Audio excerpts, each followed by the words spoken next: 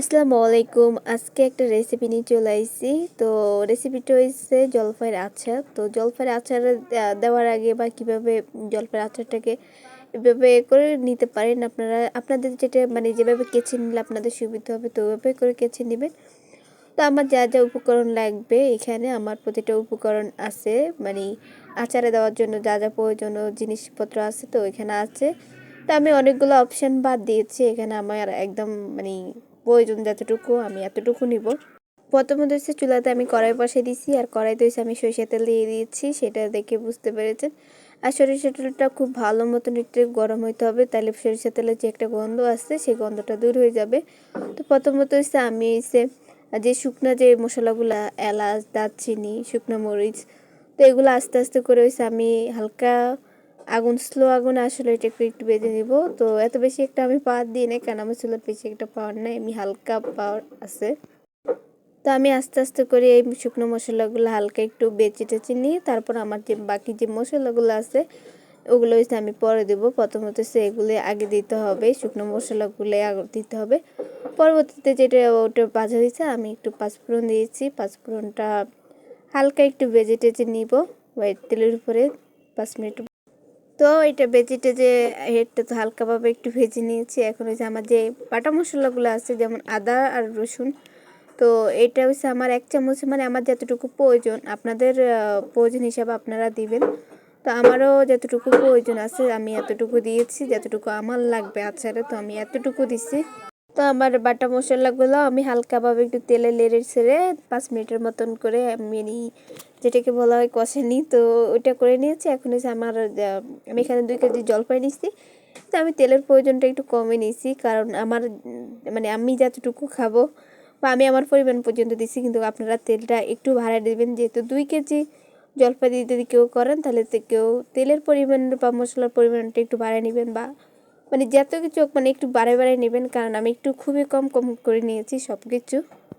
তো আমি এখানে এইখানে একটু লেড়ে ছেড়ে পর একটু আমি সামান্য একটু হলুদ দিয়ে দিয়েছি।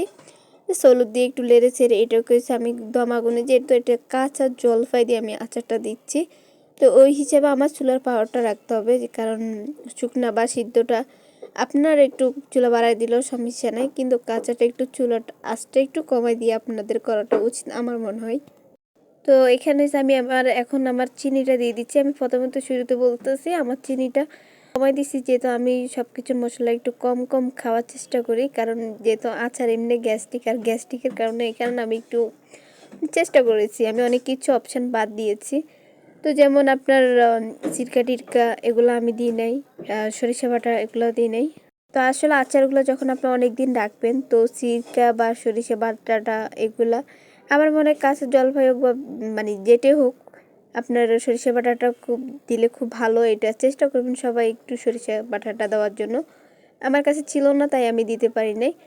তো এখানে হচ্ছে আমার এখন যে মশলাগুলো আছে যেমন হচ্ছে আপনার পাঁচফোড়ন, যেটাকে আমি গুঁড়া করে রাখছি, ভেজে হালকা একটু ভেজে তারপরে গুঁড়া করছি। তো জিরা বাটা যেটা আপনারা দিবেন, এটা তো অবশ্যই অপশনাল, তো এটাকে আপনার দিতেই হবে। তো যাক, তো আমার আচারটা যখন এখন হয়ে গেছে তো আমি হওয়ার আগে দিই জাস্ট মশলাটা, হ্যাঁ নামানির আগে দিই জাস্ট কিছুক্ষণ আগে হয়েছে মশলাটা। তো আমার আচারটা আপনারা হওয়ার আগে দিয়ে আমি যে শুকনো মশলাগুলো আছে ওগুলো সবসময় চেষ্টা করবেন যে আচারটা যখন হয়ে আসবে, যখন নামাবেন ঠিক তখন হচ্ছে মশলাটা দিয়ে দিবেন। তো এখন হচ্ছে আমার আচারটা একদম পুরো রেডি, মানে আচারটা কমপ্লিটলি হয়েছে। তো আমার আচার হয়ে গেছে, এখন হচ্ছে খাওয়ার পালা। আপনার দেখতে আসলে যেমন না কালারটা কেমন আসছে অবশ্যই আপনারা বলবেন কালারটা জাস্ট কেমন আসছে। তো তো যাক, এখানে হচ্ছে আমি শুকনো মরিচটা হচ্ছে মানে ভাজা যে মরিচটা আছে শুকনা, তো ওই মরিচটা আমি দিতে ভুলে গেছিলাম, কিন্তু এটা আপনারা যারা যে জালটা খান তারা সেই পরিমাণে জালটা দিবেন। তো আমার আচারটা এই যে কমপ্লিটলি হয়েছে রেডি, এখন হচ্ছে খাওয়ার উপযুক্তি হয়েছে আচারটা। আপনাদের কাছে কেমন লাগছে অবশ্যই কমেন্ট করে জানাবেন। আর যারা নতুন তারা চ্যানেলটাকে সাবস্ক্রাইব করেছেন, যারা করেছেন তাদেরকে অসংখ্য ধন্যবাদ। তো পর্যন্ত ভালো থাকেন, আল্লাহ হাফেজ।